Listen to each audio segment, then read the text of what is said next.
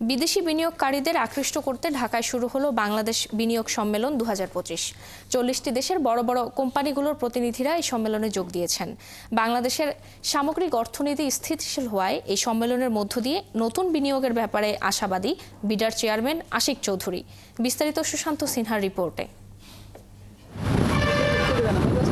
40টি দেশের ব্যবসায়ী ও বিনিয়োগকারীদের অংশগ্রহণে শুরু হলো বাংলাদেশ ইনভেস্টমেন্ট সামিট। বাংলাদেশে বিনিয়োগ পরিস্থিতির ইতিবাচক চিত্র তুলে ধরতে গুরুত্বপূর্ণ ভূমিকা রাখবে 4 দিনের এই সম্মেলন। এর মাধ্যমে বিদেশি বিনিয়োগকারীদের আকৃষ্ট করা সম্ভব হবে বলে মনে করছেন উদ্যোক্তারা। আমি তো খুবই আশাবাদী। বাংলাদেশের বিনিয়োগ যে ব্যবস্থা সেটার ব্যাপারে তো আমরা একটা বড় রিফর্মের প্রসেসের ভিতর দিয়ে যাচ্ছি এখন। তো বাংলাদেশের যে বিজনেস কেস সেটা কিন্তু অনেক দিন ধরেই ছিল এবং আমরা সবসময় বলেছি যে আমাদের এফডিআই টু জিডিপি রেশিওটা ঠিকভাবে কাজ করছে না। কেন করছে না? তো সেই ফ্যাক্টরগুলো যেহেতু ছিল, এখন তার উপরে আমরা রিফর্মটা টপ করছি এবং বাংলাদেশ একটা ট্রান্সফরমেশনের ভিতর দিয়ে গেছে। তো যখন নতুন বিনিয়োগকারীরা এবার আসবেন, এসে দেখবেন যে বাংলাদেশ আসলেই আমরা নিজেদেরকে বদলে একটা জেনুইনলি ইনভেস্টেবল আউটফিটে পরিণত করার চেষ্টা করছি। আমি খুবই বিশ্বাস করি যে এই সামিটের মাধ্যমে আমরা নতুন করে একটা কনভারসেশন শুরু করব, যেটা over medium long term period will result into a very very big pipeline of FDI. মূল্যস্ফীতি কমতে শুরু করেছে, সাথে রেমিটেন্স প্রবাহ বৃদ্ধিতে বাংলাদেশের সামষ্টিক অর্থনীতি এখন অনেকটা স্থিতিশীল, যা নতুন বিনিয়োগের জন্য গুরুত্বপূর্ণ দিক বলে জানান বাংলাদেশ ব্যাংকের গভর্নর। বাংলাদেশকে অনেক উৎসাহ হয়ে গেছে, এখন কিন্তু রিজার্ভেশন নেওয়া উচিত আগে থেকেই বন্ধ করে দিয়েছে, কারণ আমরা যে আশা করেছিলাম তার থেকে বেশি রেসপন্স হবে। আমরা মনে করি এটা একটা সাকসেসফুল ইভেন্ট এবং বাংলাদেশের যে নতুন ধারা, রাজনৈতিক চিন্তাধারা, আমাদের যে রিফর্মের যে আমাদের ইচ্ছা প্রকাশ এবং কার্যকর পদক্ষেপ, আমাদের ম্যাক্রো ইকোনমিক যে স্টেবিলিটিটা আমরা অর্জন করতে পেরেছি, এগুলো কিন্তু দৃশ্যমান হচ্ছে এবং এটা বিনিয়োগকারীদের কাছে আরও সুস্পষ্টভাবে তুলে ধরা যায়। অনেক বড় বড় কোম্পানির লোকজন আসছেন, কয়েকশো কোম্পানি থেকে আমরা এক্সপেক্ট করছি গেস্টদেরকে। সো তার মধ্যে অনেক বড় বড় রিটেলারও আছেন, যাদের সাথে আপনারা আজকে কথা বললেন। এখানে আমাদের বিনিয়োগকারীরা বা ব্যবসায়ীরা বাংলাদেশ এসেছেন, তাদের কাস্টমাররাও আছেন। আবার বাংলাদেশ ইনভেস্ট করতে চান, এরকম ডিরেক্ট ইনভেস্ট করতে চান, এরকম অনেক কাস্টমার আছেন। সো আমরা আশা করছি এটা ওভারঅল ইকোনমিতে ইন দ্য মিডিয়াম ও লং টার্ম একটা স্ট্রং ইম্প্যাক্ট রাখবে। হোটেল ইন্টারকন্টিনেন্টালে এই বিনিয়োগ সম্মেলন চলবে আগামী 10 এপ্রিল পর্যন্ত। বলেছিলাম যে আমাদের একটা মধুর সমস্যা। সুশান্ত সিনহা, 71, ঢাকা।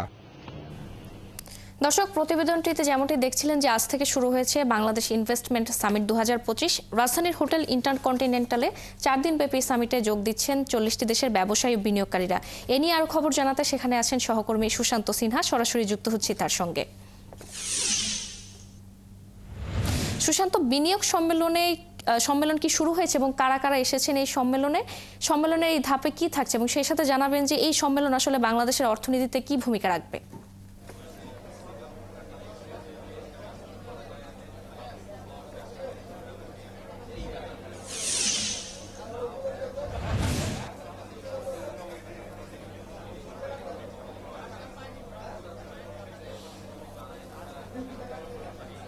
এই মুহূর্তে বাংলাদেশের অর্থনীতির জন্য এই বিনিয়োগ সম্মেলনটা অত্যন্ত গুরুত্বপূর্ণ, কারণ বাংলাদেশের একটা রাজনৈতিক অস্থিরতা যে পরিস্থিতির মধ্যে দিয়ে পার হয়েছে, সেখানে নতুন করে অর্থনৈতিক স্থিতিশীলতা যেতটুকু ফিরে এসেছে এবং সেই ফিরে আসাটাকে বিনিয়োগকারীদের জন্য আকৃষ্ট করে তুলবার জন্য, বাংলাদেশের পরিস্থিতি বিদেশি বিনিয়োগকারীদের সামনে তুলে ধরার জন্য এই আয়োজনটা অত্যন্ত গুরুত্বপূর্ণ। কারণ আপনি জানেন যে বাংলাদেশ শুধু না, পৃথিবীর সব দেশই বিদেশি বিনিয়োগ কত আসছে তার উপরে আসলে নির্ভর করে সেই দেশের অর্থনৈতিক উন্নয়নের ক্ষেত্রে দেশীয় বিনিয়োগ কতটা বাড়বে সেটা।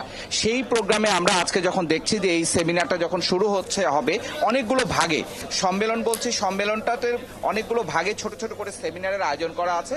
যেমন এখন একটি আয়োজন হচ্ছে, সেখানে একটা $1 মিলিয়ন একটা ফান্ড ইনজেক্ট করা হচ্ছে, যে ফান্ডটি বাংলাদেশের নতুন উদ্যোক্তা তৈরি করবার ক্ষেত্রে একটা ব্যবহার করা হবে, যে তথ্য প্রযুক্তি থেকে শুরু করে সমস্ত কিছুতে যেন তাদেরকে সহায়তা করা যায়, ঔষধ সহ অন্যান্য খাতের যে উদ্যোক্তা তাদেরকে। একই সঙ্গে আরও কিছু আয়োজন আছে, সেই আয়োজনগুলো হচ্ছে সেমিনার কেন্দ্রিক, যেগুলো হচ্ছে যে বিদেশি বিনিয়োগকারী, আমি আগেই বলেছি যে যারা পোশাক খাতের সবচেয়ে বড় যে প্রতিষ্ঠান বিশ্বব্যাপী যে কিনে থাকে, সেই যারার মূল গ্রুপ ইন্ডিটেক্স, সেই ইন্ডিটেক্সের চেয়ারম্যান আসছেন, এবং ডিপি ওয়ার্ল্ড দুবাইয়ের যে সবচেয়ে বড় একটি ব্যবসায়িক গ্রুপ, সেই ব্যবসায়িক গ্রুপের একজন যে কর্ণধার অর্থাৎ তার যে চেয়ারম্যান তিনি এসছেন। আমরা যদি দেখি যে এইরকম করে 500 150 জন প্রতিনিধি বিদেশি বিভিন্ন বিনিয়োগকারী এবং ফেসবুক থেকে টেলিনর থেকে শুরু করে বড় বড় যে মাল্টিন্যাশনাল কোম্পানিগুলো আছে তারা কিন্তু বিনিয়োগ করতে চায় এবং বাংলাদেশে বিনিয়োগ করবার ক্ষেত্রে এই যে কথাটি বলছিলাম যে শুল্ক আরোপের ক্ষেত্রে মার্কিন যুক্তরাষ্ট্রের এই বিশ্ব বাণিজ্যে এখন যে ভোলাটিলিটি বা টার্মোয়েল তৈরি হয়েছে সেই টার্মোয়েলে বিনিয়োগকারীরা কিন্তু এখন নতুন জায়গায় খুঁজবে, যেটা বাংলাদেশ হতে পারে, যেখানে সস্তা শ্রম আছে, বিনিয়োগ করবার মতো সুযোগ আছে এবং এখান থেকে প্রফিট নিয়ে যাওয়ার যে জায়গাটা অনেক ভালো। সেই কারণে এই বিনিয়োগ সম্মেলনটা বাংলাদেশের অর্থনীতির জন্য একটা গুরুত্বপূর্ণ ভূমিকা রাখবে। আপনি যদি একটু আমরা পেছনে আবার একটু ওই জায়গায় যেতে চাই যেখানে একটি $1 মিলিয়ন, হ্যাঁ, সেই $1 মিলিয়ন একটা বিনিয়োগের যে বিষয়টি সেটি আমরা দেখছি যে একটা ফান্ড রিলিজ করা হচ্ছে, যে ফান্ড দিয়ে এখানে ব্যবসায়ী গড়ে উঠবা, উদ্যোক্তা গড়ে উঠবার জন্য যে আয়োজন, সেখানে কিন্তু আমরা দেখছি যে বাংলাদেশ ব্যাংকের গভর্নর আছেন এবং এখানে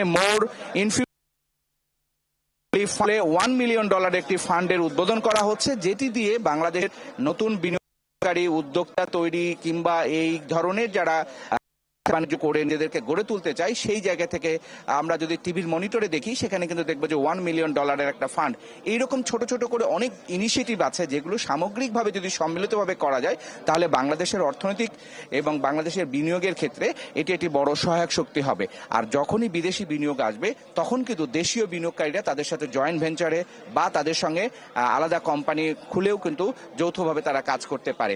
এটি কিন্তু একটা উইন উইন সিচুয়েশন। এই বাংলাদেশের যে বিনিয়োগ সম্মেলন 2025 যেটি হচ্ছে শুরু হয়েছে, আমরা যদি এপাশে দেখি যে বিডার চেয়ারম্যান মহোদয় আছেন, তিনি মূলত একেবারে তরুণ, তার মধ্যে যে স্পিরিটটা আছে অর্থাৎ বাংলাদেশকে নিয়ে তিনি অনেক দূর যেতে চাওয়ার যে স্বপ্ন, সেই স্বপ্নের কথা কালকেও বলেছেন, আজকেও 71 টেলিভিশনে বলেছেন।